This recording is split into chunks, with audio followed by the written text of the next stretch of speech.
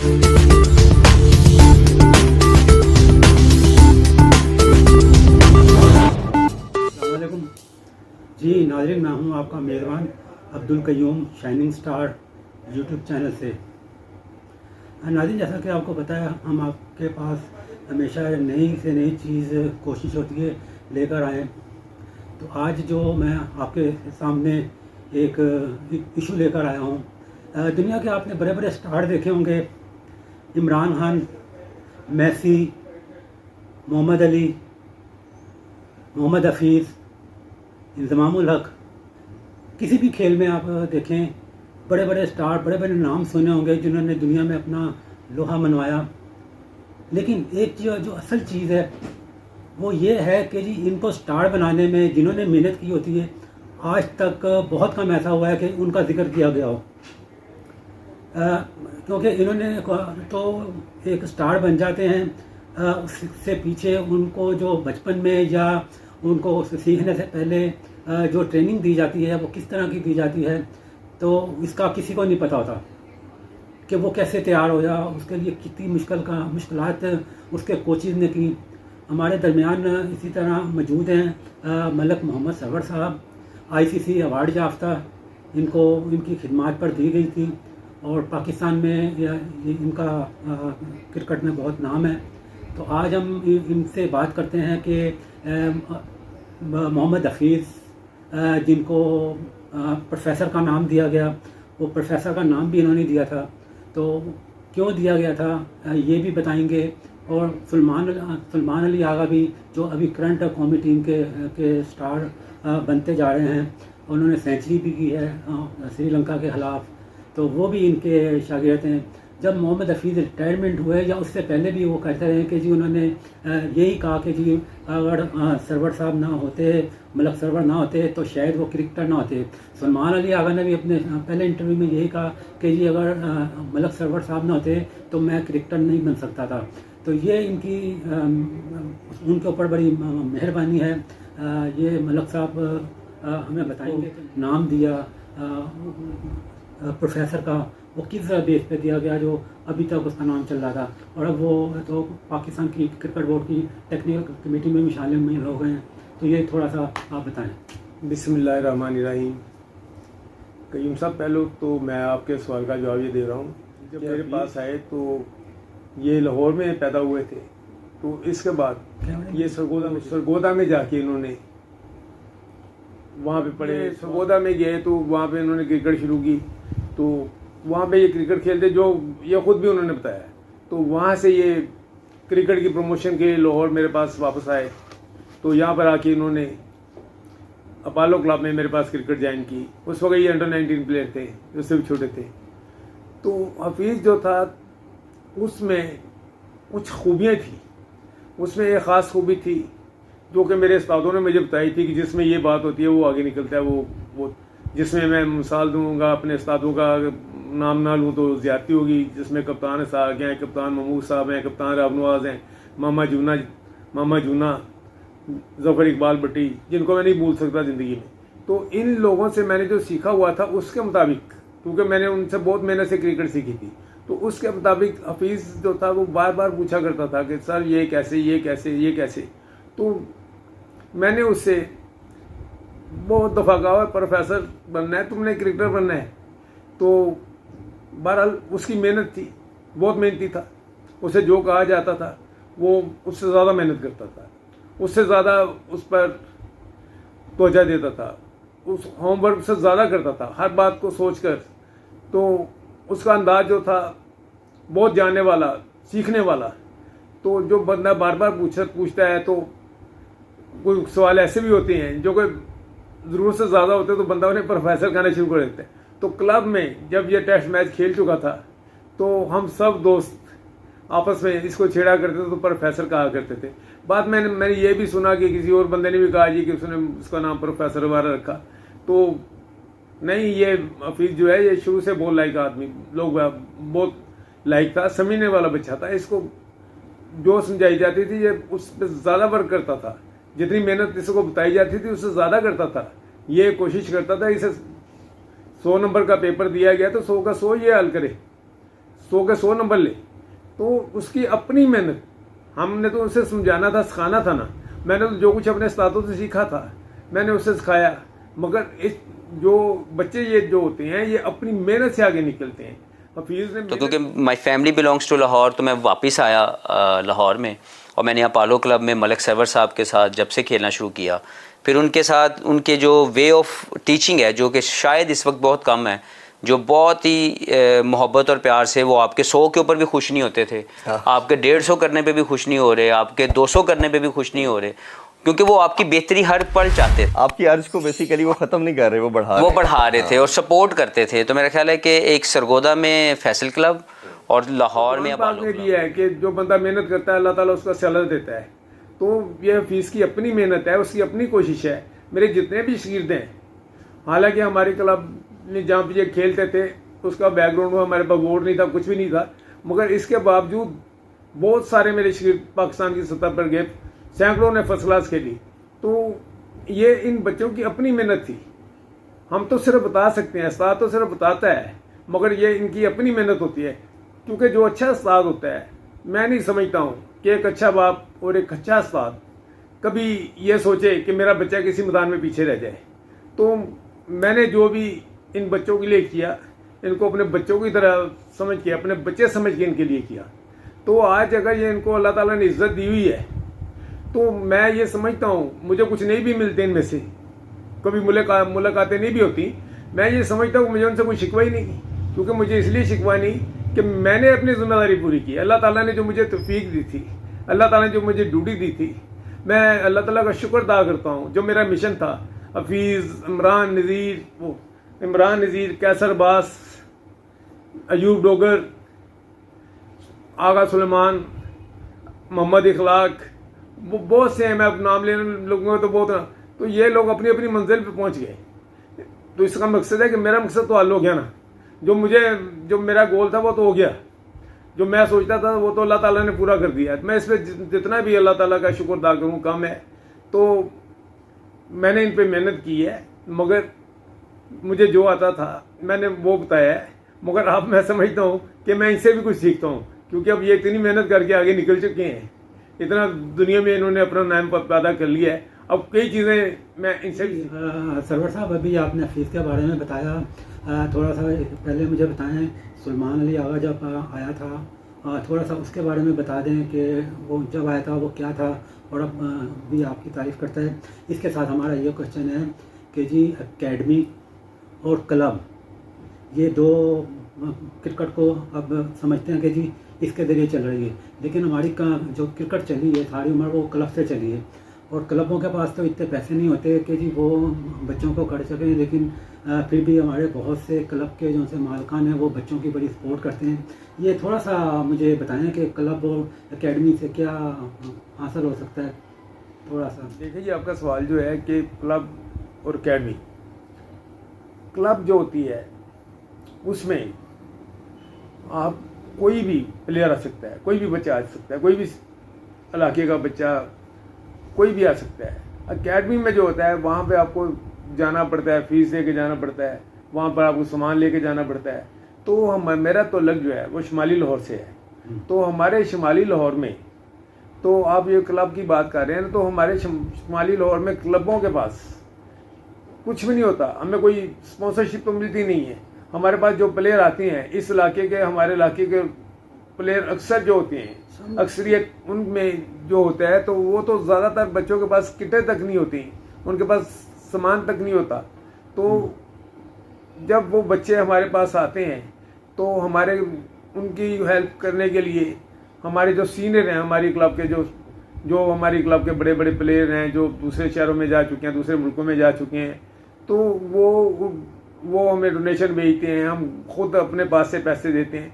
तो ये एक सिलसिला चला रहता है। तो क्लब में जो होता है कि वो किसी को इसलिए वहाँ से भगा नहीं दिया जाता कि उसके पास फीस नहीं है, एकेडमी के लिए इतना सामान लाओ, ये करो, वो करो, इतने पैसे दो। तो क्लबों में, खासकर ये शुमाली लाहौर में, हमारे जैसे हमारे इलाके की क्लब में, तो यहाँ पर ज़्यादातर ऑर्गेनाइजर जो हैं वो खुद अपने पास से मेहनत करके पैसे खर्च करते हैं, यहाँ पर उनके पास पैसे नहीं होते। वो काफ़ी मुझे फैमिली से हमेशा ही सपोर्ट रही है, दूसरा मैं जिस क्लब से खेलता हूँ अपोलो क्लब, उनके जो मलिक सरवर साहब मेरे जो कोच हैं, मेरे चाइल्डहुड कोच वही हैं और आज भी अल्हम्दुलिल्लाह वही हैं। मेरे ख्याल से अगर वो ना होते तो शायद मैं क्रिकेटर बन ही ना सकता। तो मैं हमेशा जब भी किसी इंटरव्यू में बात करता हूँ तो मैं उनको ज़रूर कहता हूँ मलिक सरवर महमूद। मेरे ख्याल से वो एक ऐसे बंदे हैं जो जिनको अगर किसी एक को मैंने नाम देना हो तो वो उनको मैं नाम देता हूँ। जी, वो सलमान अली आगा के बारे में थोड़ा सा मुझे बता दें। देखिए, आगा सलमान अली आगा, ये हमारे साथ आगा अजहर क्रिकेट खेला करते थे। फयाज चाचू, आगा अजहर, कप्तान राम नवाज साहब, तो अनीफ, मियां नवाज शरीफ, तो ये हमारे उनमें से आगा अजहर का बेटा था। तो जब इसने क्रिकेट शुरू की तो ये हम मेरे पास जब आया तो ये डॉन बॉस्को स्कूल में 5वीं क्लास में पढ़ता था, तो बहुत छोटा था। तो मुझे इसके बाप आगा अजहर ने, मेरा दोस्त है, लंगोटिया दोस्त है, तो उसने कहा कि यार मेरा बच्चा तुम्हारे पास आ गया है। तो मैंने कहा भी मेरा बच्चा आ गया है तो अब तुम ना आना। तो उसने हैरान होकर पूछा, मलिक साहब वो क्यों? मैं कहा आगा साहब, अगर आप आएंगे तो बच्चा अपने आप को शफाची समझेगा कि मेरा बाप आता है, मलिक साहब का दोस्त है, ये आपस में लंगोटिया दोस्त हैं, पुराने क्रिकेटर हैं। तो उसके बाद आगा अजहर कभी भी कोशिश नहीं की। आगा अजहर आते भी थे ग्राउंड में तो वो मैच देखते थे, छुप के मैच देखते थे। सुलेमान आगा को पता नहीं चलता था कि मेरा बाप मैच देख रहा है। सुलेमान आगा को तो अब थोड़ी देर पहले, कुछ अर्सा पहले पता चला कि मेरा बाप जो है वो क्रिकेटर था। उसके बाप ने कभी उसे बताया भी नहीं था, हालांकि उसका बाप मैकेनिकल इंजीनियर था, इंजीनियरिंग यूनिवर्सिटी से इंजीनियरिंग की थी, पर पॉलिटेक्निक कॉलेज में प्रोफेसर थे। तो मगर मैं समझता हूँ कि इतनी छोटी उम्र में जब आगा मेरे पास आया तो बिल्कुल वो मुझे अपने बच्चों की तरह, छोटा सा मासूम सा, हम उससे प्यार से चिढ़ा करते थे, खरगोश कहा करते थे। तो खरगोश कहा करते थे? हाँ, खरगोश कहा करते। उसका टीम में नाम ना पड़ जाए। अच्छा, नहीं, जी। तो हाँ। उसे सब सीनियर उस वक्त हमारे जो लड़के थे तो सबकी नज़रों में हमें उसे बचा के रखना पड़ता था कि इसे चोट ना लग जाए। तो मगर मुझे फयाज चाचू को और कप्तान राम नवाज साहब को, हमें ये पता था कि ये बच्चा कौन है। तो हमने उसके मुताबिक इस पे आस्ता आस्ता इसे मेहनत करना सिखाना शुरू की, इसे मजबूत करना शुरू किया, एक्सरसाइजें की, इसे रनिंग करनी शुरू करवाई, इसे बैटिंग सिखाई, बॉलिंग तो इसे मैंने बाद में सिखाई क्योंकि ये तेज बॉलिंग का शौकीन था। मैंने कहा नहीं, स्पिनर तू बनोगे, तुम हफीज़ की जगह पर आओगे इंशाल्लाह पाकिस्तान में। तो यानी आपने पहले कह दिया था? हाँ, मैंने उससे कहा था कि तुम हफीज़ की जगह पर आओगे, हफीज़ जूनियर बनोगे, तो इंशाल्लाह ये हफीज़ की यादें ताज़ा करेगा। तो बेहतर, ये भी बेहतर है, हफीज़ बहुत बेहतर था, ये भी बेहतर है। तो हफीज़ को आपने जब खेलता था, क्या आपको कब लगा कि जी हफीज़ पाकिस्तानी टीम में आ जाएगा या इसमें टैलेंट है? ये तो हम भूल गए थे। देखिए, हफीज़, क्या आपको पता था वो बन सकता है? हफीज़ ने क्लब क्रिकेट में, ये हफीज़ ने खुद कहा है, जो मैं आपको लफ्ज़ दोहराने लगा हूँ, ये हफीज़ ने खुद कहा है अपने इंटरव्यू में, ईद पर जो उसका इंटरव्यू हुआ था, तो उसमें उसने खुद कहा है कि मलिक साहब मुझे कहीं जाने लगते थे तो मैच ख़त्म होने से पहले ही मैन ऑफ द मैच का पैसे दे दिया करते थे कि ये पकड़ भी 10 रुपये, तू नहीं मैच में। खैर है कि हम मेरी अगर मैं अपनी बात करूं तो मेरे पास एक लर्निंग्स थी कि मैं आपको एक छोटे सा इसमें बताता हूं कि जब मैं अपोलो क्लब में खेल रहा था तो Malik Sarwar sahab just to promote the performances या just to acknowledge the performances of that particular player, वो हर एक क्लब लेवल के मैच का मैन ऑफ द मैच 10 रुपये देते थे। ठीक। मेरी ख्वाहिश होती थी कि वो 10 रुपये मुझे मिले। कैसे मिलेंगे जब मैं man of the match impact वाली परफॉर्मेंस दूंगा। तो आप ये सोचें कि एक टाइम ऐसा आया कि मलिक सरवर साहब पहले ही 10 रुपये मेरे पॉकेट में डालते।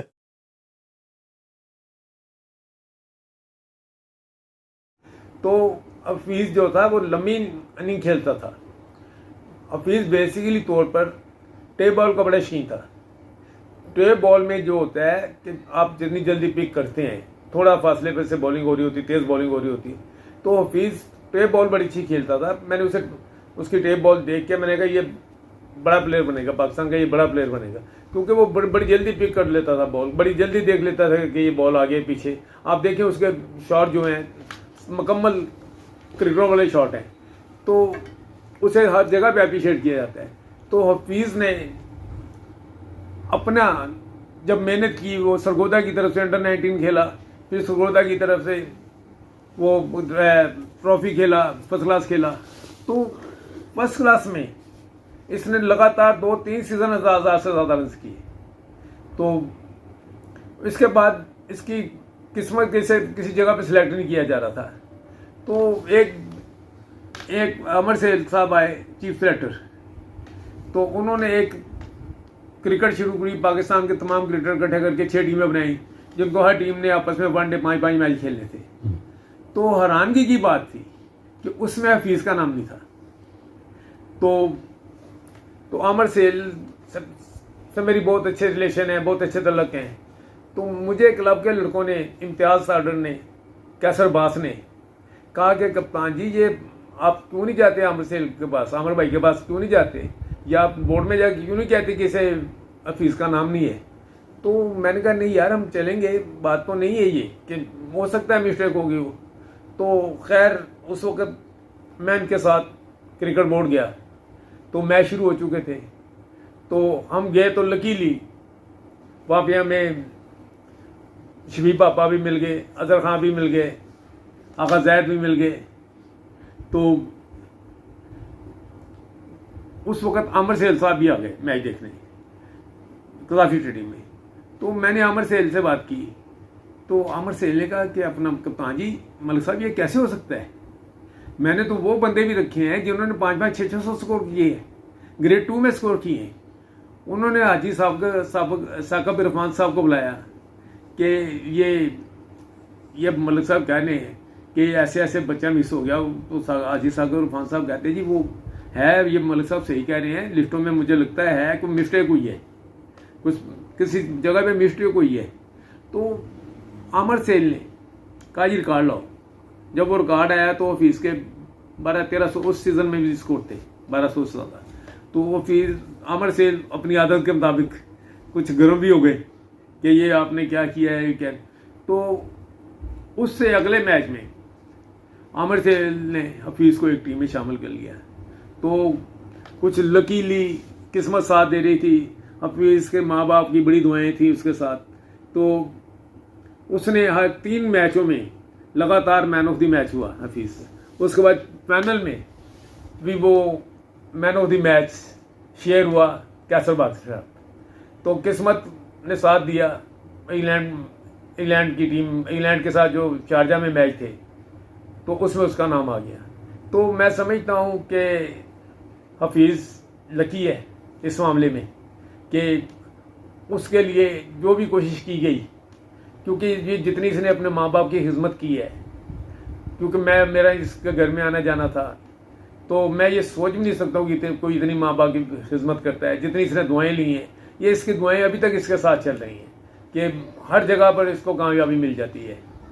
तो ये एक सबक है हम सब जूनियर्स के लिए, हमारे जूनियर्स के लिए, कि जो अपने वालिदैन का, अपने सीनियर का अदब एहतराम करता है कि अल्लाह ताला उसे इज्जत देता है। जी नाज़रीन, आपने मलिक सरवर साहब का इंटरव्यू सुना।